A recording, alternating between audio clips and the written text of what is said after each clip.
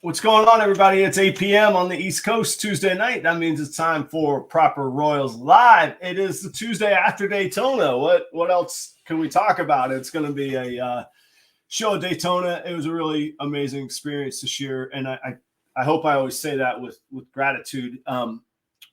We'll get into it. It was a really, really cool time. Let me give you a quick update on a few things. First being, thank you all for being here, but I am sick as a dog. I don't know if I got something in Daytona or if I got something from my son going back to school, or, if it's just life as we know it that we get sick. I will, the show is going to go on. I'll give it all I got tonight, but I'm out of it. I'm gone. So bear with me tonight. Had I known I was going to be this sick, I definitely would have booked a guest. But I wanted to do it solo, and I had considered doing a roundtable, and a couple guys reached out to me, particularly Miguel. So I was going to do that, and I didn't know how long I would be able to hang tonight being ill. So we'll see how far we get, and we'll have a good time. But I'll tell you all about Daytona, and that'll be the show tonight. However, the show tonight goes next week, August 30th, Tuesday, a week from tonight. Jason Kittinger from Kittinger Reptiles will be on the show. And then the following week, we have Will and Audra from Flawless Exotic Creations, a very, very cool couple with a heck of a lot going on. They were the ones that they started encrusted geckos and have recently added ball pythons to their breeding programs as well. But Kittinger will be here next week, a absolute beast of a breeder. Just went full time too. We're going to have a lot to talk about. He had a killer display at Daytona.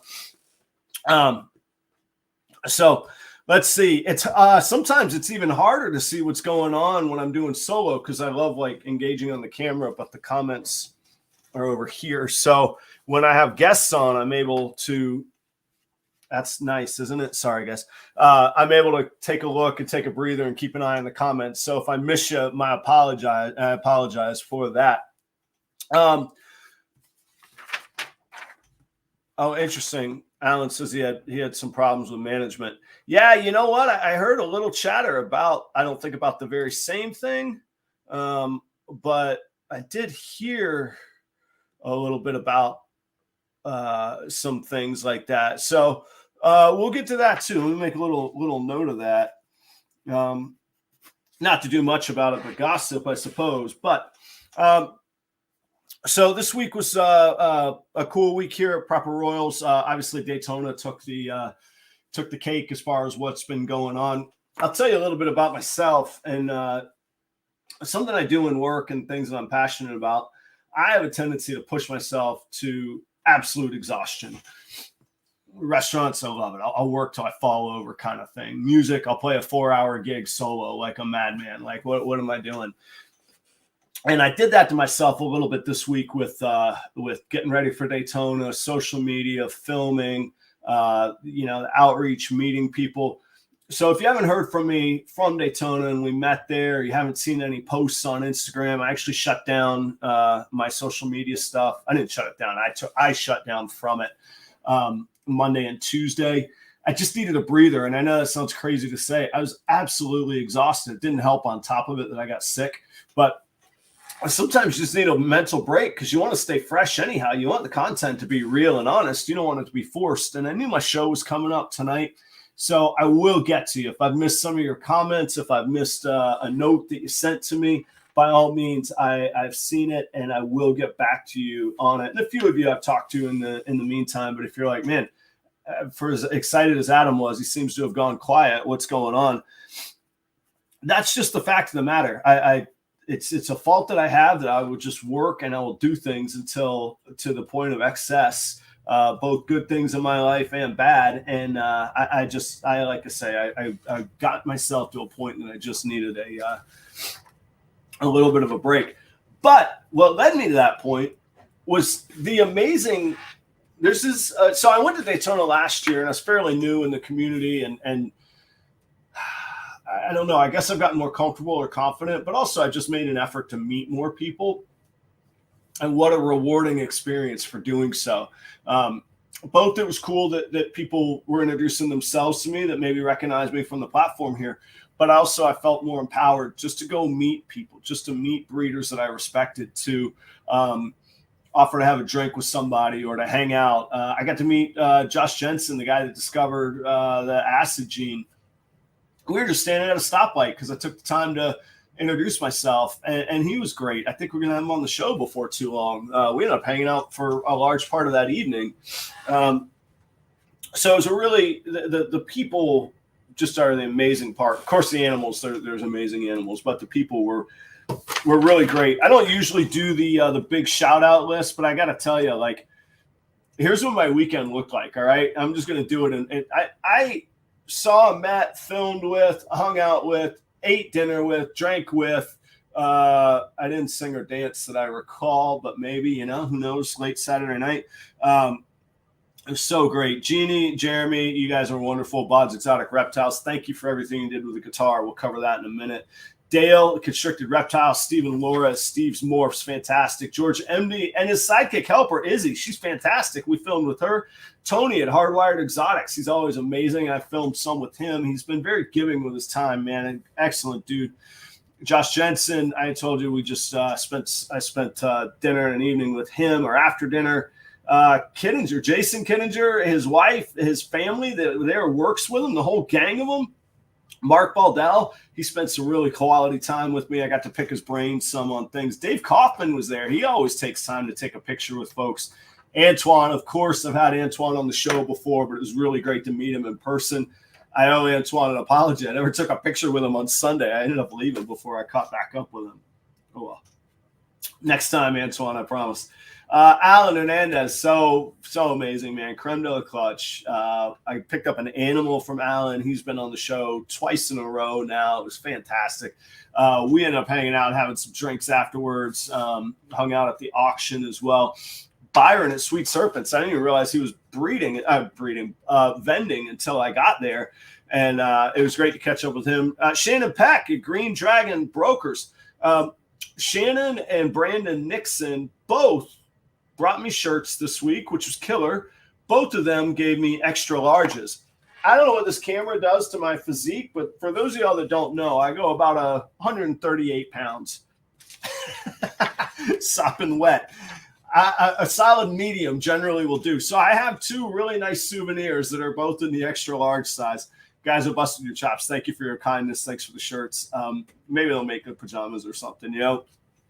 Keys, Terry and Keisha, is fantastic to hang out and see all in person. Man, you guys, you all are just great people, absolute marketing machines, just fantastic, man. It was really great. Leviathan, Snake, Stephen, and Courtney, we had a good time. It's been a year since I've seen them. They've been super supportive and really mentor-like to me.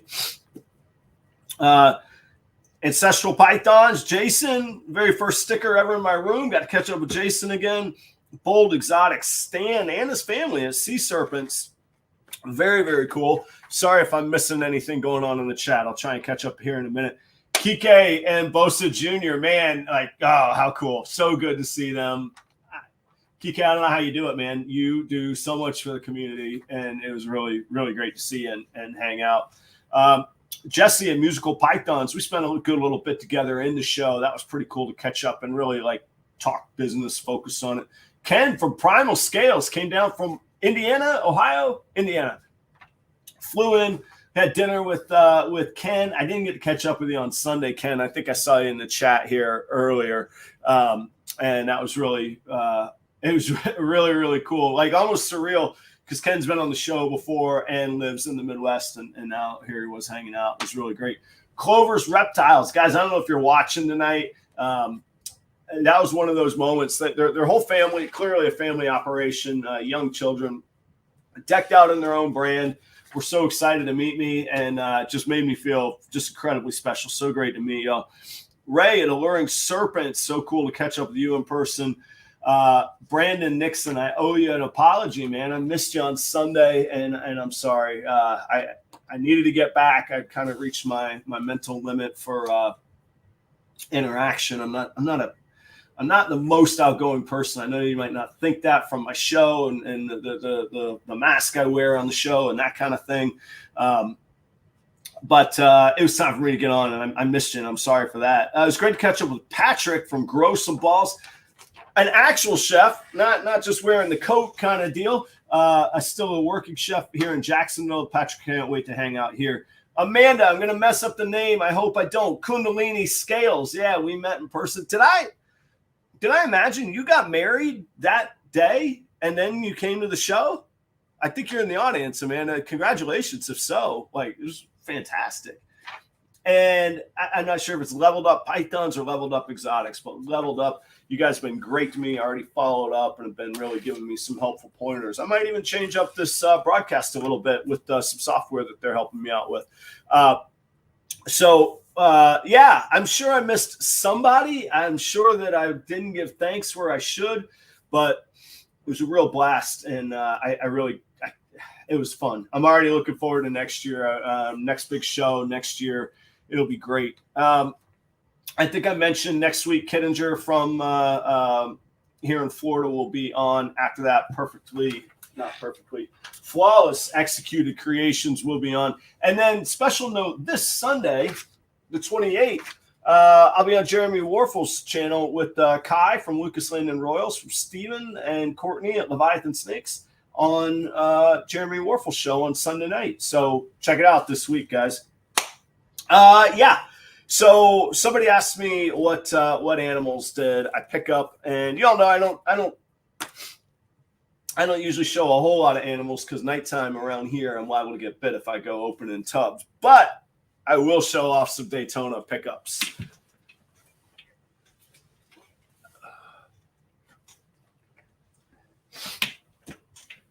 And if there's topics that you all want to catch up on, put them in the comments, and we'll get to those as well. I don't remember what order I put these in, so I'll just tell you about them. All right. This is a male. Look at the size of this guy. Got a nice breeder male pickup. This is from Jeremy Bod at Bod's Exotic Reptiles. And this is a pastel Enchi, which is pretty cool, but it's also double het for candy and pied. So I don't know this guy real well yet, and he's under the lights in a new space, and I don't really care to take a tag from him tonight. But I want to put this guy to use with my visual candy female. It's just not been in the cards to get a visual candy male, and especially one that I can work some genes in with. So if I were to buy one that had the genes in it already, like I say, just wasn't in the cards. Me and Charlie at Reagan Renee got really close on a deal, but that's okay. As I always say with guitars, there'll be another snake out there, just like there's always another guitar down the road. So we'll see if we can't hit some visual candies with this guy and get Enchi and Pastel into the candy project as well right out of the gate. And those babies will all be 50% het pied when they come out as well.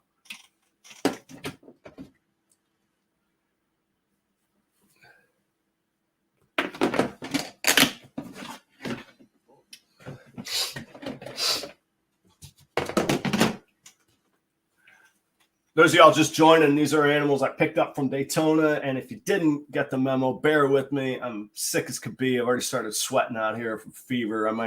I will see how long the show lasts tonight. This guy, look how cool this is. So you might say, man, is that just a pied and shed? It is not. He is recently shed. It's also a male, and he's also going to get to work right away. This is my first ever double recessive. This is a pied hypo. Super pastel pied hypo. So right away this season, once he settles in and once really it makes sense to start breeding, he's going to meet a visual female pied that I have, and he's going to meet a visual female ghost that I have. And those will produce all visual pieds and all visual ghosts. And each of those will be 50% ghost and 50% het pied, respectively. No, 100% ghost and 100% het pied, respectively.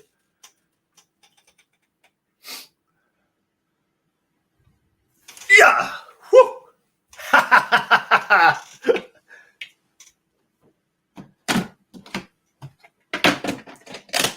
That one's going to be fun to rewatch on the replay.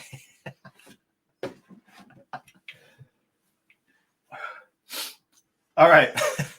My third pickup here. This one isn't actually from Daytona, but it was during Daytona week. This was from Brandon Nixon, man. He was so, yeah, Kike, that one was close, huh? Yeah, I can't wait to see the comments on this. My God. Sweating, my nose is running is great. This is where community really helps out, and like just being geeks and nerds with people sometimes, man. Yeah, Alan, you like that, right? That was your boy right there. I was talking to Brandon. So this is a little bit of a long story, not real long. I have three female het pieds. I'm sure they're het pied, but I bought them from somebody else, and I haven't proven them. And they were part of a huge collection, oh, huge to me, but a big collection that I bought. And normally I would have moved them on rather than breeding het pieds. So Brandon and I were talking. He says, "What's your breeding plans for us?" I said, "Well, I got to prove them before I could sell them. And I got this Enchi yellow belly proven guy that did well for me this season. I'll put him to those three and try and get some Enchi and yellow belly pieds, and I can prove them out. And then once they're proven, I'll just sell them. And if there's any holdbacks I want, great." And Brandon, to his point, to his credit, he goes, "That's terrible odds. You're first off, you're only going to get 25% of the babies are going to be pied. And then after that, only half of those are going to be Enchi. And after that, only half of those are going to be yellow belly.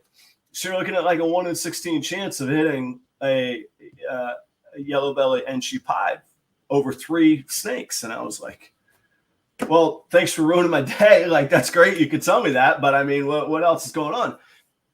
And he goes, "I got a deal we could work out for a visual banana pie if you want. You'll get half of your babies will be pied. You can prove them out. And, banana pies are pretty cool." And I said, "All right, let's talk business." So that's what we did. And Brandon sent me this snake once we worked everything out. I'm going to try to not get bit by this one here.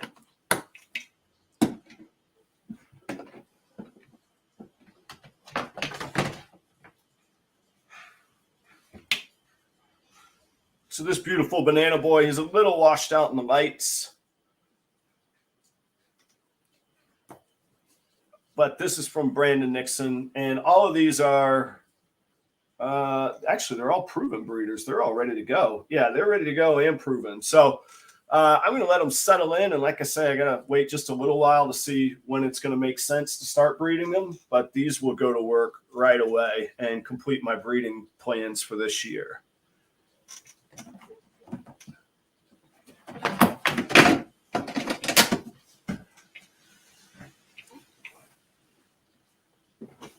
Oh, all right. So we're up to 38 viewers. Thank you all for being here. I appreciate it. If y'all are enjoying it, feel free to hit the like. If you haven't been here before, we do the show every Tuesday night. I usually have guests on, and it's usually a little more interactive and probably energetic. If you hadn't been here at the beginning, I'm not feeling great.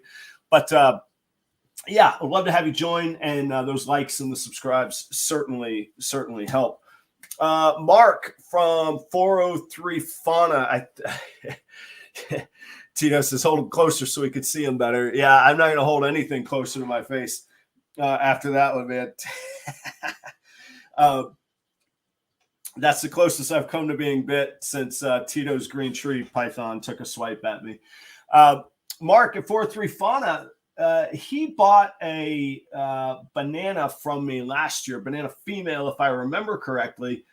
And she looked a little different than all the others in the clutch. And that clutch was kind of I paired it with two males. And we've gotten pretty certain that it wasn't one of the males because one of the potential fathers was a Super Mojave. And we finally concluded that we just didn't see any Mojave in there. But with enough hets going on, and it's het clown and possibly het ghost, maybe it would have mixed things up, although it would not have been het clown if it were Mojave. Why am I telling you all this, and why am I telling Mark this? Well, that mom, this year I only paired her to that Super Mojave ghost male father, and those eggs are due this week to be cut. So, Mark, we should see if those babies look identical. I probably got some explaining to do to you, and then I owe you a little something. And if not, hopefully we'll prove of what they that yours is Het Clown and possible Het Ghost. So that's coming up. Mark, it's good to see. I hadn't caught up with you in a little while on that one. John, how you doing tonight? Good to see you back in the audience as well. So the community, people were asking kind of what's the flow of the show. The show is great. You go to the show and it's overwhelming. I mean, it's huge. It's as big and crazy as you think. I've got tons of video. Those will be coming out this week. I'll do either 2 or maybe 3 episodes, probably only 2 episodes. The lines, we'll just start at the start. The lines were, I think that they put them into 2 lines this year. One at the, doesn't matter. If you were there, you know what I'm talking about. If you weren't, it doesn't matter. I think that they broke it into 2 lines, which made the lines seem a little bit shorter, although they still went around the building. But then when you got inside, then they merged the lines. And I got to say, you know, from somebody made a comment earlier about the management of the show. And I'm not going to speak badly about the management, but I'll tell you what I heard and my own experience from the customer or the attendee standpoint. It's really archaic to only take cash and not sell tickets ahead of time. There are apps. There's just so many ways to do this. We know this. Clearly, it's a specific choice that they made, and I guess that there's a reason for it. And I don't know. I can't speak to that. I wasn't involved on that end of it. But I'll tell you, heat indexes in August on concrete in Daytona are not pleasant. And honestly, it's not a great first impression of the experience. I mean, you're grumpy before you even get in there, kind of thing. So I think that there's a multitude of ways to do it better, up to and including if you only want to take cash and you only want to deal in cash. I get it. Logistically, there's even other ways to do it. There's more than one entry to that building, et cetera, et cetera, et cetera. So that was a bit of a hassle. Saturday morning, to my understanding, I heard that they didn't open the main room for nearly an hour later than they were supposed to. Guys, hold still. For some reason, my camera has been lost. Maybe it's feeling sick as well. Hang on one second. There we go. That they opened that room late, and there was some drama, and Alan can maybe comment as well.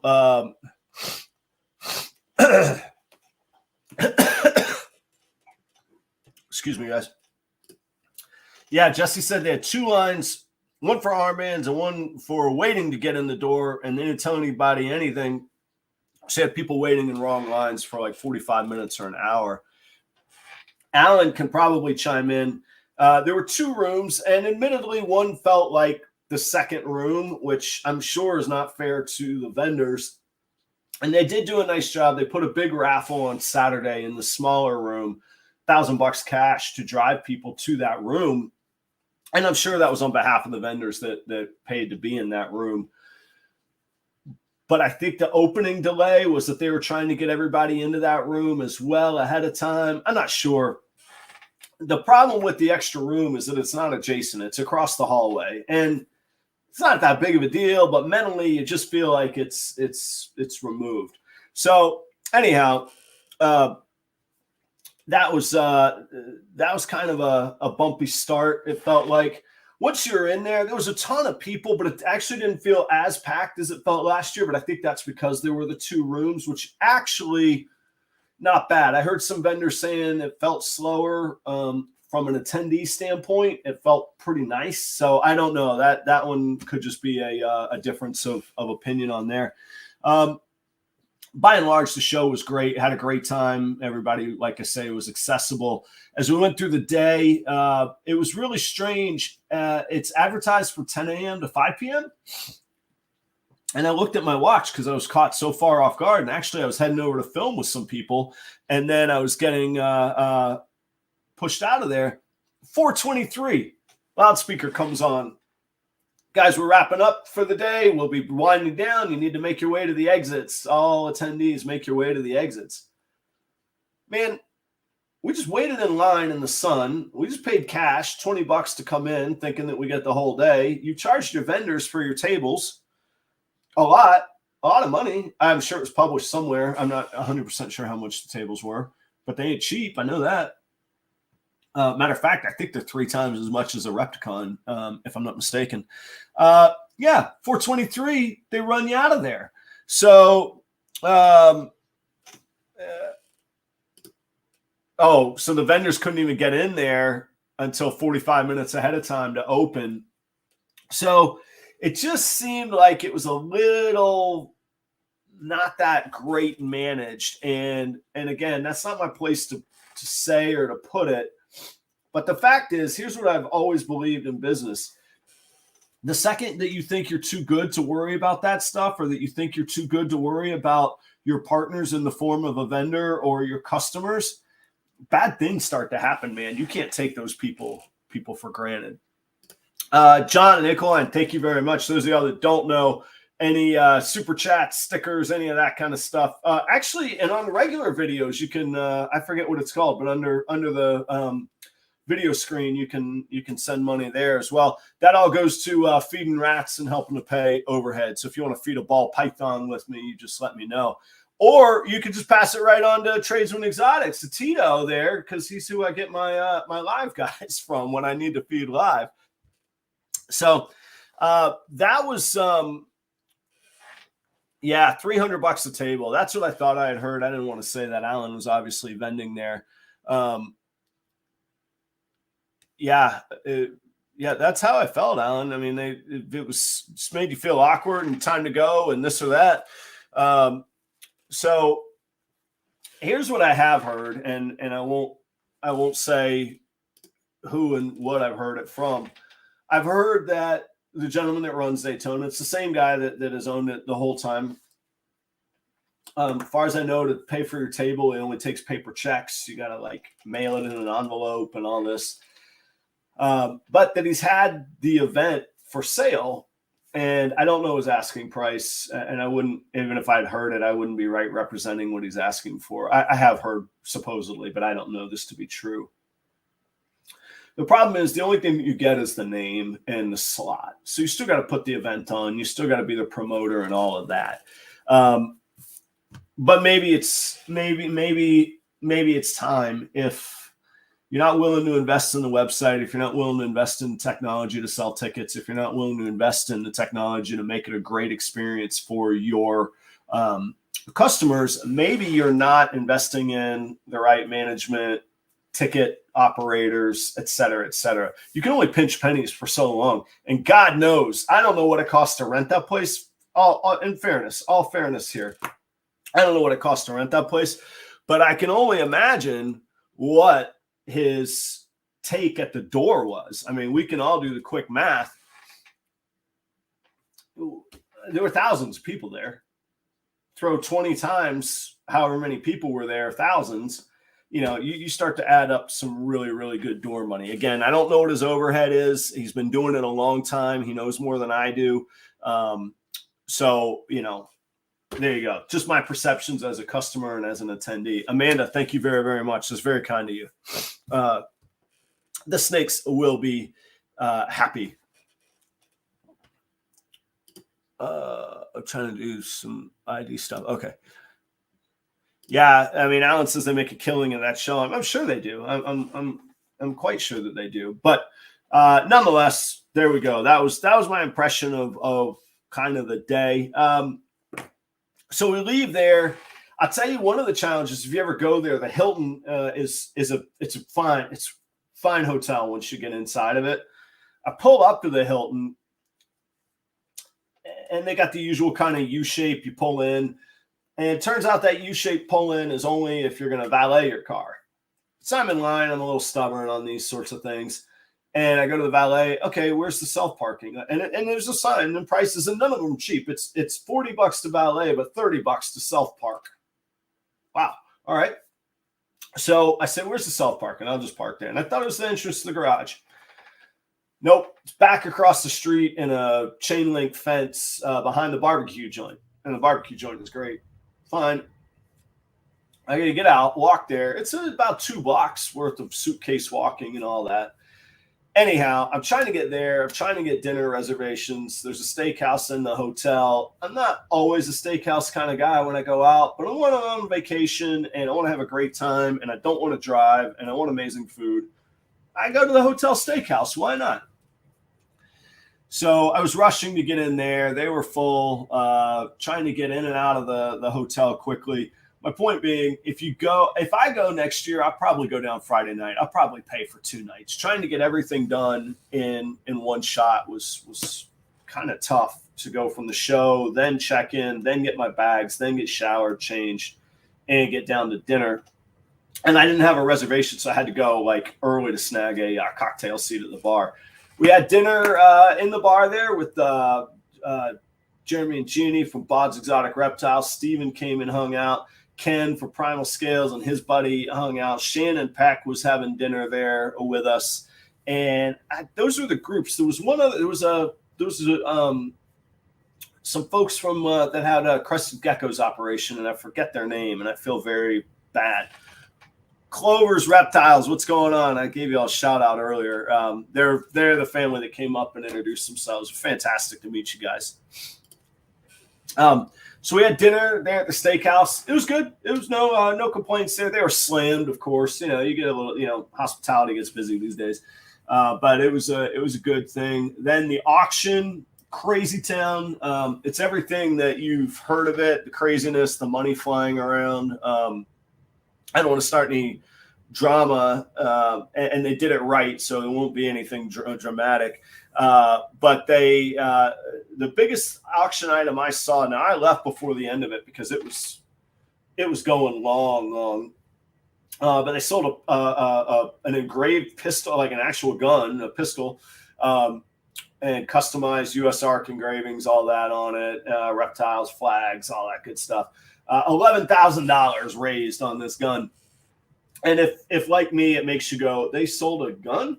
Yeah, you have to do a background check. If you live out of state, they have to ship it to a licensed dealer in your state who then transfers possession over to you. Can't be a felon. You can't have any domestic abuse history, et cetera, et cetera. So, if anybody's going to sell guns at an auction, a group of lawyers that doesn't want to taint a reputation at all is probably a good people who are into it.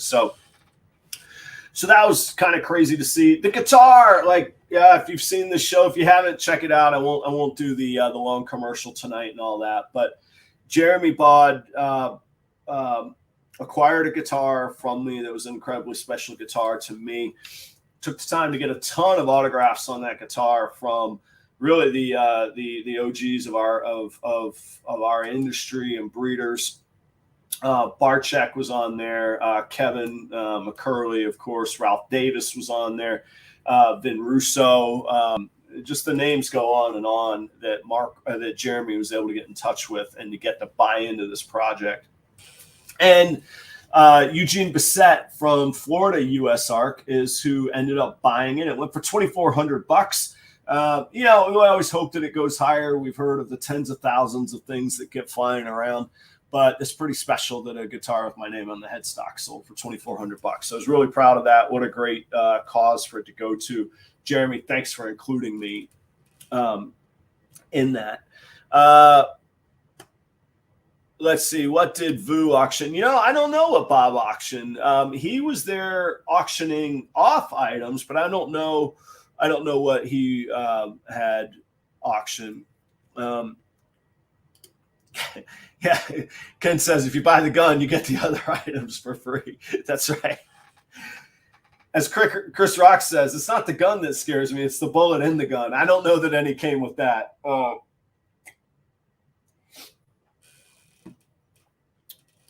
I'm not sure what Bob Vu auctioned. There was also the silent auction, and there was another easily 100 items, if not more.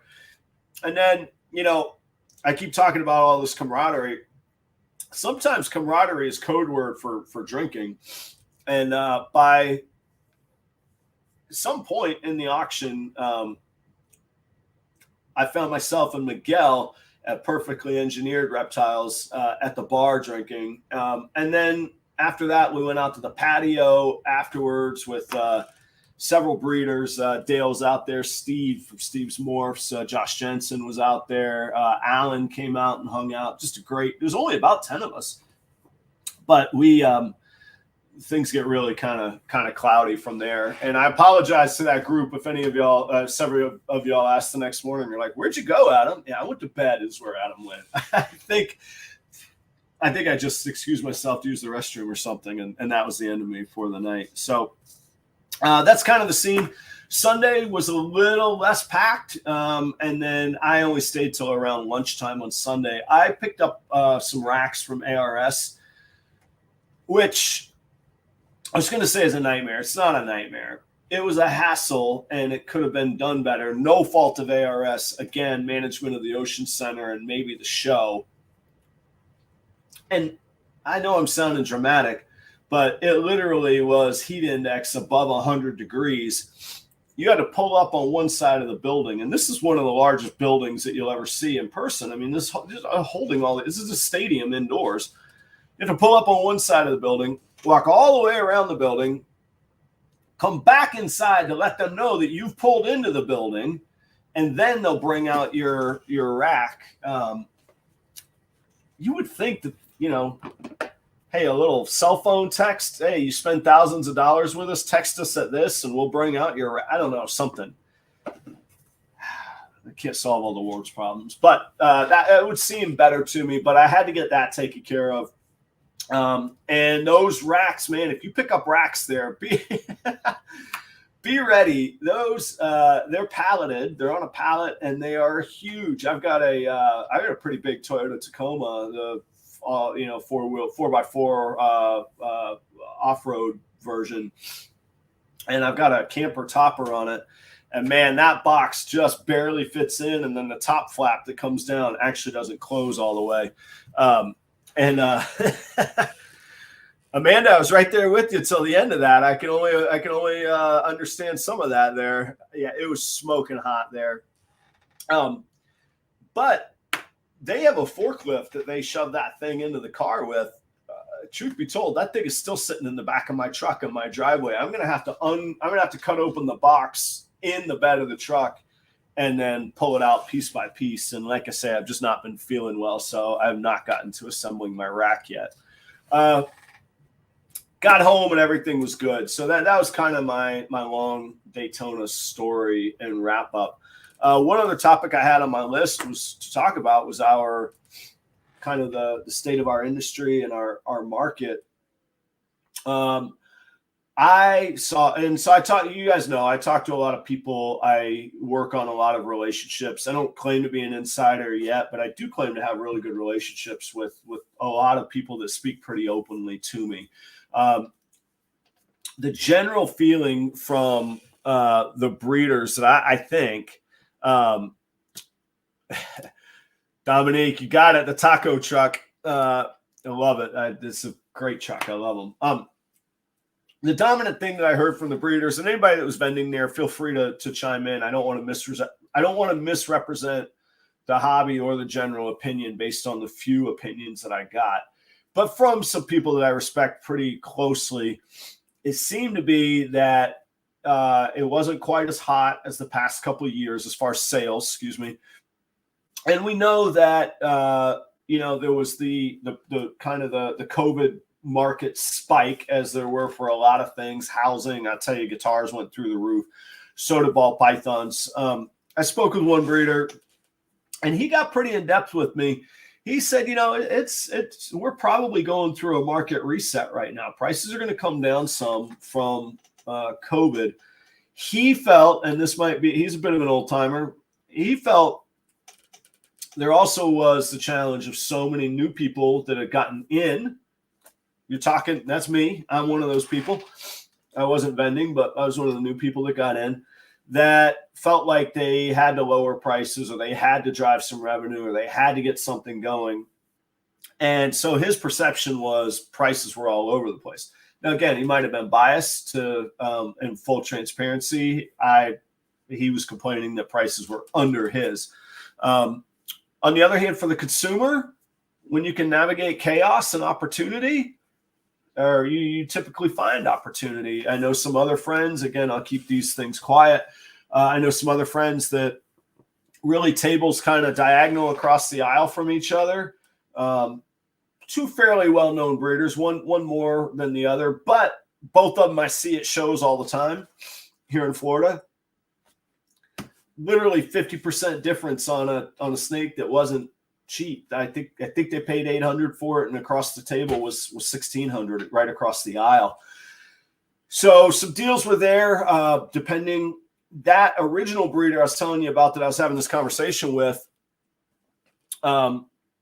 he feels that it's a sign that some people are in over their heads. He feels that torpedoing prices makes certain people feel that that's how they're going to survive.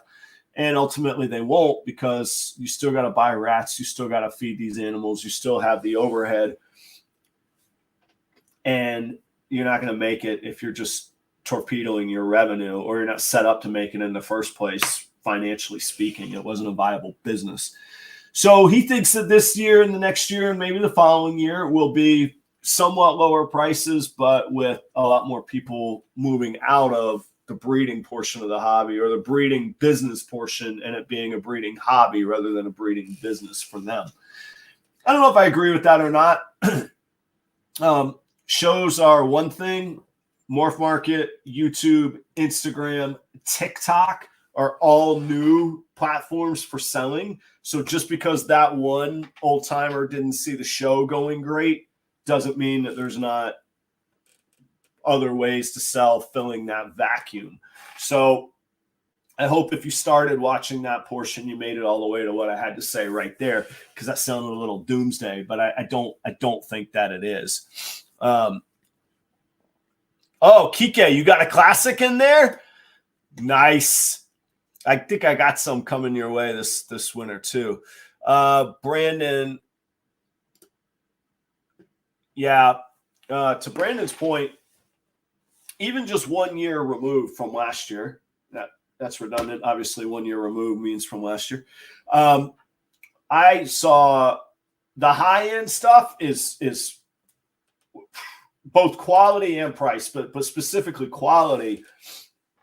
The era of the double recessives is here. Like, it had been what everybody was talking about for the past couple of years, and you would see sort of a little here, a little there. Ooh, wow, did you see what so-and-so has over there?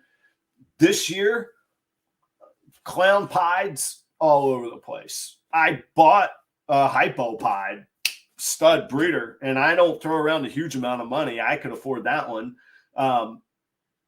Thank you, Alan. But you know, the doubles and close to the triples being normal, like the doubles, the way that we were talking about double visuals last year is the way that we're talking about triple visuals this year. And the doubles are there, man. It feels a little overwhelming just being a breeder at the point that I'm at, where I'm going, holy smokes, man, how am I going to keep up with this now? And the answer is that you just get in and you get going. The other thing is that there's always nobody's first snake is not nobody's, somebody's might be, but generally nobody's first snake is a double visual for 5 figures or mid 4 figures. There's always going to be the buyers that start as pet owners and come to love them. We build it organically that way. But as far as like the breeder sort of pyramid, so to speak, the era, the double recessive era is here right now, man. They are they're everywhere. And Tito, I'm kind of with you, man. The clown pieds in general aren't my favorite. Let me tell you, shout out to Ken at Primal Scales. The low white clown pieds, I'm a believer now. The high white ones, yeah, you're kind of paying for the head stamp and the breedability.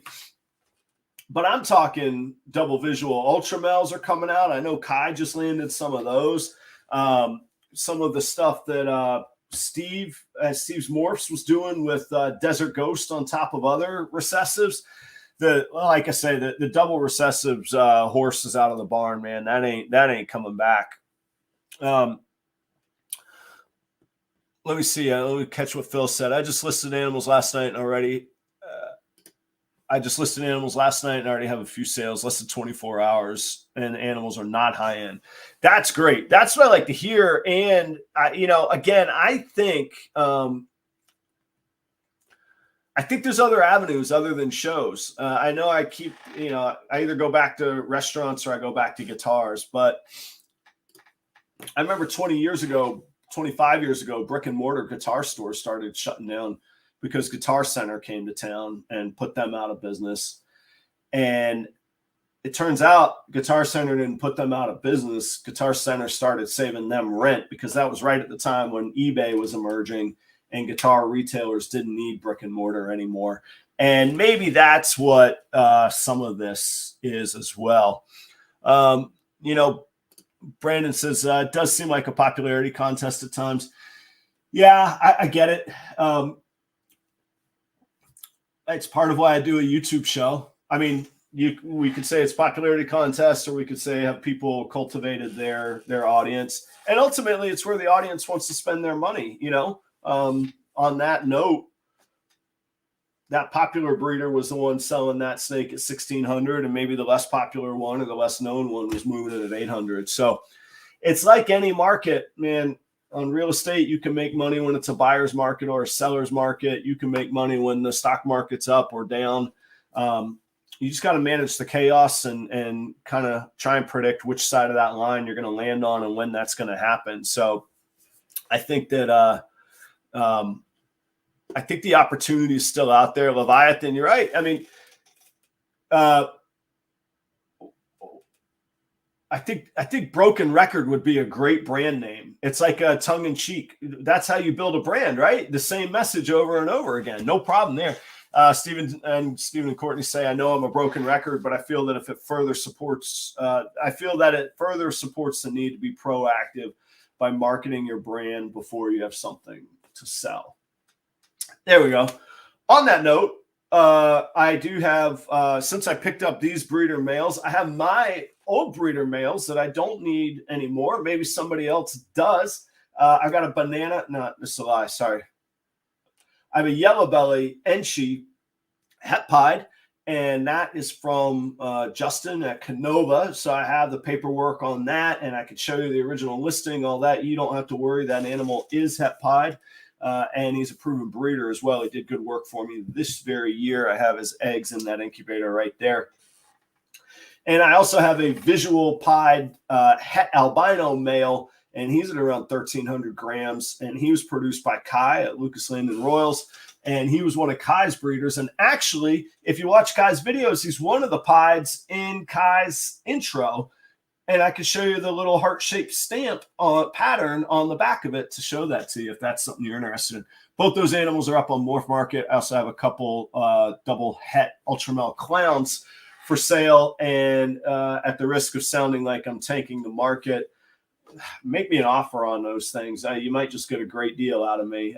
They're already listed cheap as can be. So if a male double het ultramel clown, and they're right at 600 grams, so they're ready to go, but this will be their first season. They're unproven. But if you're interested in those, let me know. I'm ready to move some of those along.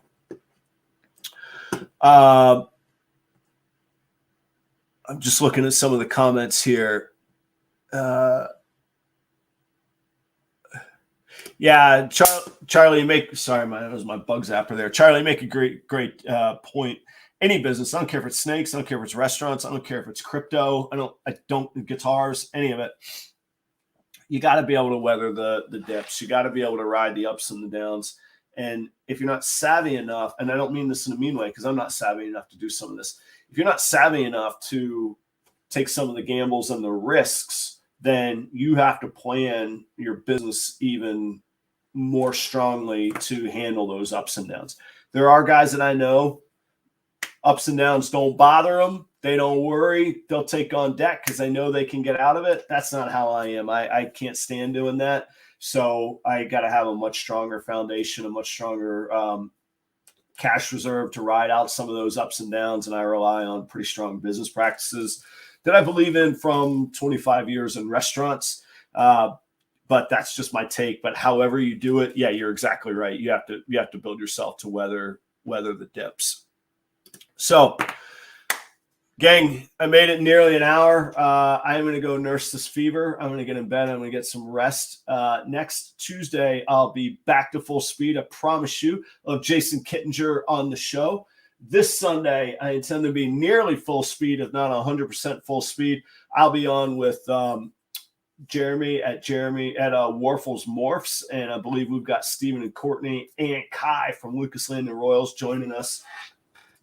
2 weeks from tonight is Will and Audra from Flawlessly Executed Creations. I'm sorry, they have two brands that flow in my mind, and I never want to mistake them. Flawless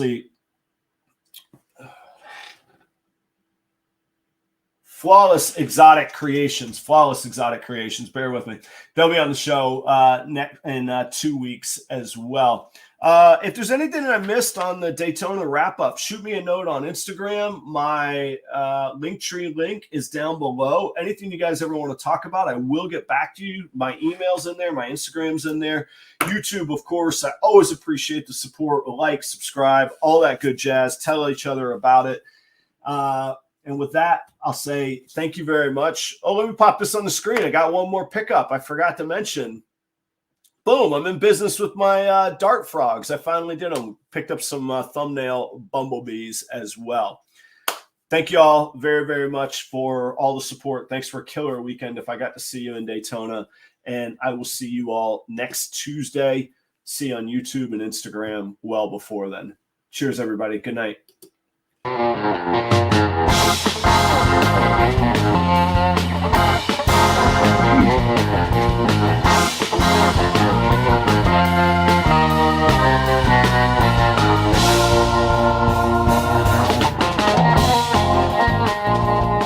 Thank you, everybody. Cheers.